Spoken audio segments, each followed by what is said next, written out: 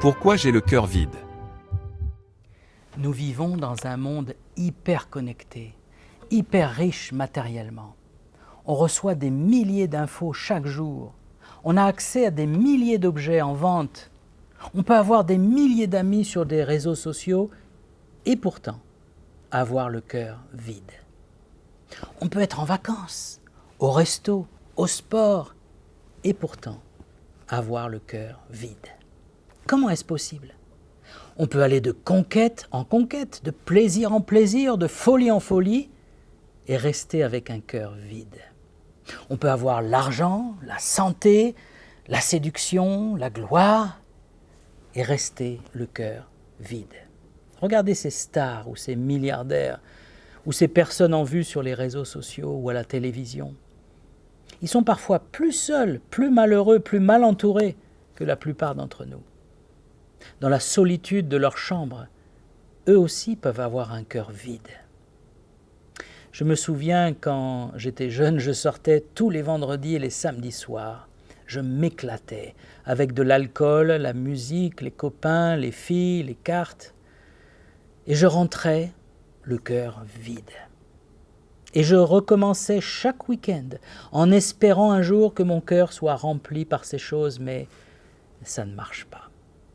Ceux qui essayent de se remplir d'alcool ou de cannabis ou de cocaïne, à chaque fois ils espèrent retrouver la même euphorie, mais c'est de pire en pire au contraire. Il y a un homme dans la Bible qui parle de tout ça. En tant que roi, il était riche, puissant, l'argent et l'or coulaient à flot dans son royaume. Alors il nous raconte dans son livre appelé « Le Prédicateur » ou « l'Ecclésiaste ». Voilà ce qu'il dit. Je ne me suis rien refusé de tout ce que je voyais. Je ne me suis privé d'aucun plaisir. Oui, j'ai joui de tout mon travail, et c'est la part que j'ai retirée de toute la peine que je me suis donnée. Puis j'ai considéré l'ensemble de mes réalisations et toute la peine que je m'étais donnée pour les accomplir. Et je me suis rendu compte que tout est dérisoire. Autant courir après le vent. Il n'y a aucun avantage à tout ce qu'on fait sous le soleil. Il avait les moyens de faire tout ce qui lui plaisait. Et pourtant, il nous dit que tout ça c'était vide, c'était du vent. Pourquoi j'ai le cœur vide?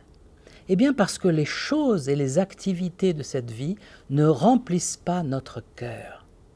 Un téléphone, une carte bleue, une voiture, un loisir, un sport, ça ne rentre pas dans mon âme. Ça ne peut pas me combler durablement. Sur le moment, évidemment, je ressens un plaisir, le temps s'écoule bien, mais ça passe. Et c'est ce que la Bible appelle une citerne crevassée. Essayez de remplir un réservoir troué avec de l'eau. C'est peine perdue. L'eau ne reste pas, elle s'en va. Et tous les biens matériels, tous les loisirs, les plaisirs de ce monde ne peuvent pas retenir l'eau de la vie, ne peuvent pas procurer une paix durable. Ils ne peuvent pas me satisfaire. Il y a un passage de la Bible qui résume cela clairement. Pourquoi pesez-vous de l'argent pour ceux qui ne nourrit pas? Pourquoi travaillez-vous pour ceux qui ne rassasient pas? Écoutez-moi donc, et vous mangerez ce qui est bon, et votre âme se délectera de mets succulents. Nous courons après l'argent, pensant qu'il va nous rendre heureux, qu'il va nous combler, nous apporter la satisfaction. Et puis quand on en a, et quand on en a beaucoup même, on est déçu. On devient malheureux même, parce qu'on a peur de perdre cet argent. On a peur qu'on nous le vole. Le même roi, qui s'appelait Salomon, nous dit « Qui aime l'argent n'en aura jamais assez, et qui se complaît dans l'abondance ne sera jamais satisfait de ses revenus. Cela encore est dérisoire. » Il y avait un jeune Américain qui avait été formaté par son père à devenir millionnaire avant l'âge de 30 ans. Il a appris la guitare classique et il a commencé à faire des concerts, des disques, à travailler des heures, jusqu'à ce qu'il gagne son premier million de dollars avant même 30 ans. Alors, il a décidé d'arrêter les concerts, le travail. Il a placé une partie de son argent et il s'est acheté une belle maison dans un coin où il y avait des rivières bien poissonneuses, parce que là, il aimait la pêche. Il est allé à la pêche. 1 jour, 2 jours, 1 mois, 2 mois. Mais son cœur était vide. Il avait tout ce qu'il avait désiré. Il avait atteint son but dans la vie, mais il était vide. Un dimanche matin, alors, il croise en ville des chrétiens qui vont à l'église. Et eux, ils ont l'air joyeux, ils ont l'air paisibles. Ils ont dans leur regard une sorte d'accomplissement. Alors il les suit à l'église, et là, il entend la bonne nouvelle de Jésus-Christ. Et il reçoit le Seigneur dans sa vie. Et il devient un chrétien digne de ce nom. À partir de ce moment-là, il avait le cœur rempli. Il a repris sa guitare, mais il a utilisé sa guitare pour faire du bien, au lieu juste de s'enrichir. Pourquoi j'ai le cœur vide ? J'ai tout essayé, j'ai couru après les plaisirs, mais rien ne me satisfait vraiment. Augustin d'Hippone, ce chrétien du IVe siècle, a écrit très justement. Il y a dans le cœur de chaque homme un vide, et ce vide est en forme de Dieu. Eh oui, tant que ce vide n'est pas comblé par la présence de Dieu, il nous laisse ce goût d'inachevé, cette angoisse, même ce désespoir. Alors bien sûr, vous pouvez continuer votre course folle vers la mort en écartant l'amour de Dieu. Mais votre cœur sera bien souvent vide. Et si je fais ces vidéos, c'est pour que vous ne passiez pas à côté de la vraie vie. Si vous êtes sur terre, c'est parce qu'il y a un Créateur intelligent et bon qui a voulu que vous existiez.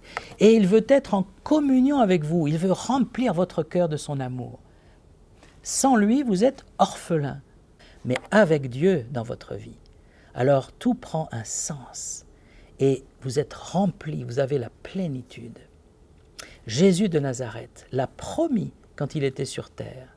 Si quelqu'un a soif, qu'il vienne à moi et qu'il boive. Celui qui croit en moi, des fleuves d'eau vive couleront de son sein, comme dit l'Écriture. Il dit cela de l'Esprit qui devait recevoir ceux qui croiraient en lui. Ces paroles de Jésus sont extraordinaires. D'abord, il dit, si quelqu'un a soif, est-ce que vous avez soif? Est-ce que vous recherchez la plénitude, l'accomplissement, la vérité, la justice, le pardon? Tout ça, Jésus-Christ vous l'offre. Si quelqu'un a soif, qu'il vienne à moi, dit Jésus, et qu'il boive. C'est tout aussi simple que prendre de l'eau dans un puits ou au robinet. La foi est d'une grande simplicité. Mais il nous promet des fleuves d'eau vive, attention, pas pour notre plaisir égoïste, mais il promet de nous faire déborder au point que ce fleuve va couler et arroser les autres. Parce que quand Dieu vient dans notre cœur, non seulement il nous comble de son amour, mais il nous fait déborder d'amour pour les autres. Et ça, c'est le miracle de Jésus-Christ dans un cœur. Alors si vous ne connaissez pas encore le Seigneur, venez à lui. Si votre cœur est vide, c'est parce que ce vide-là ne peut être comblé que par la présence et l'amour de Dieu. Et puis, lisez un des 4 évangiles, lisez la Bible pour connaître le vrai Dieu, celui qui s'est révélé depuis des siècles. Je vous dis à la prochaine vidéo, je prie pour vous. Et si vous avez une question ou une remarque, n'hésitez pas à me le faire savoir.